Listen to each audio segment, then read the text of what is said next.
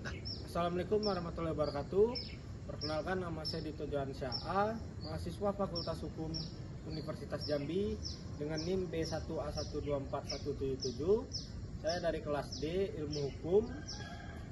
Saya selaku ketua kelompok dari kelompok 3 dengan materi permasalahan hukum agraria di Indonesia dengan dosen pengampu Ibu Dr. Ari Budiarti SHM HUM.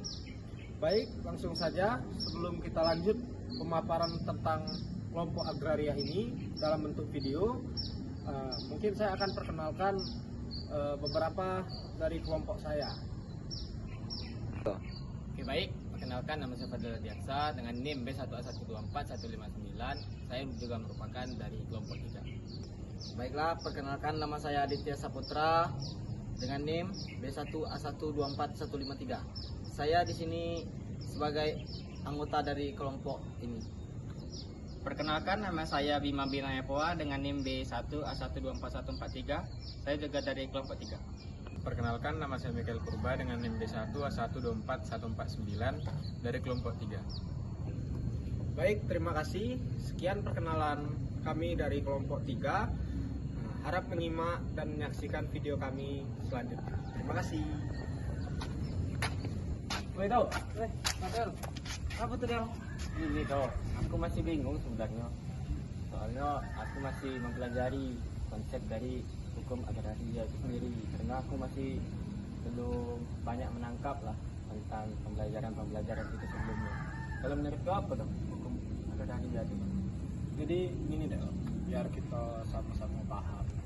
Jadi hukum agraria ini dari pengertiannya dulu. Jadi agraria ini merupakan hukum dan aturan-aturan yang berlaku tentang bumi, air, dan seluruh unit angkasa yang diatur di dalam Undang-Undang 1945, yang dimana tercantum di pasal 33 ayat 3 yang berisi bumi, air, dan kekayaan alam sebesar-besarnya digunakan untuk kemakmuran atau kemaslahatan bagi rakyat.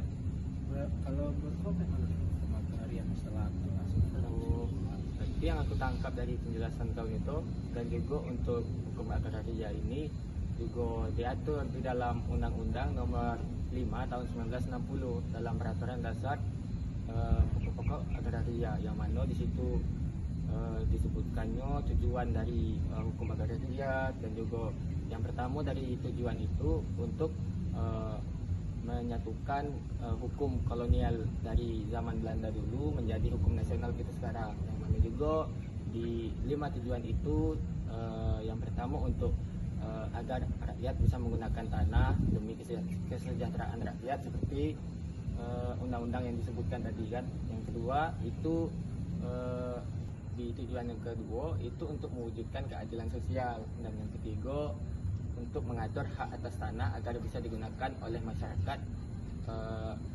setempat, dan yang keempat itu adalah untuk menjamin kepastian hukum terhadap hak atas tanah. Jadi mungkin ada kapan-kapan mungkin kita bisa sharing-sharing. Boleh tuh. Soalnya apa namanya, kita ini kan udah sore ya, mungkin ada aktivitas ini. Yuk, udah lah. Ya.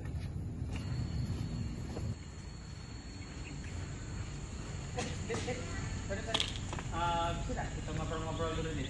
Aku ada nak tanya ke kau, boleh kesini lah kita ngobrol biar enak tak tahu standarnya gitu dia. Apa tuh?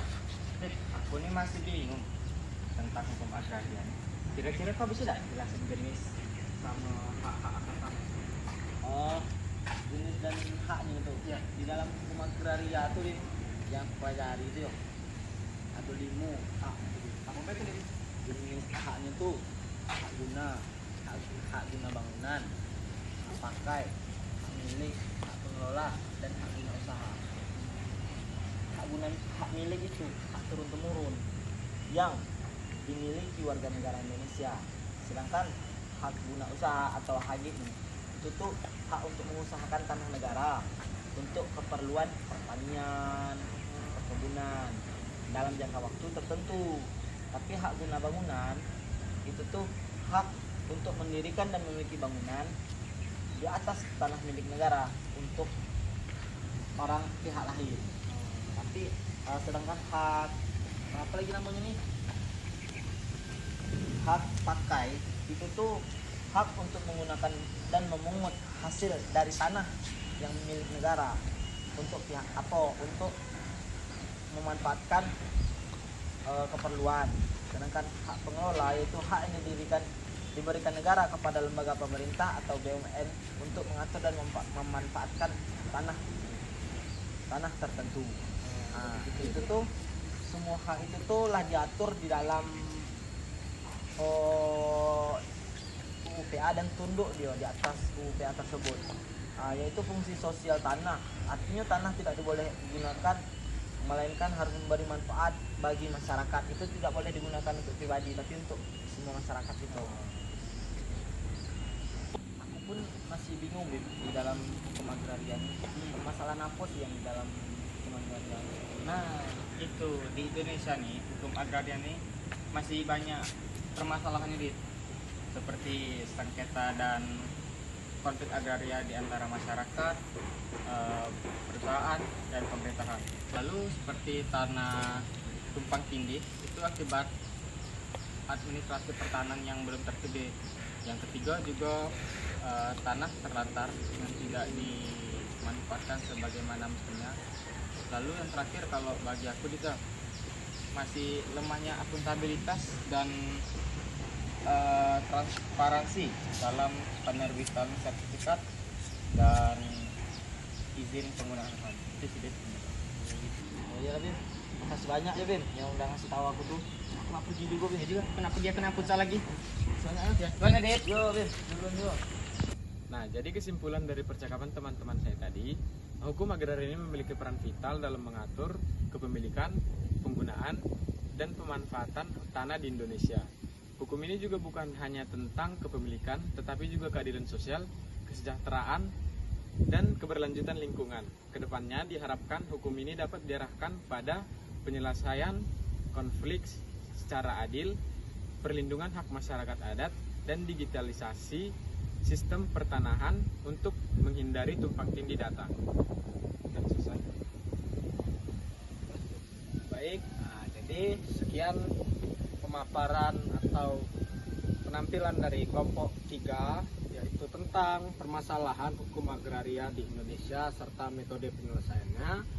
Semoga para penonton bisa menyaksikan dan untuk generasi muda selanjutnya bisa memahami apa yang kami jelaskan. Terima kasih. Assalamualaikum warahmatullahi wabarakatuh.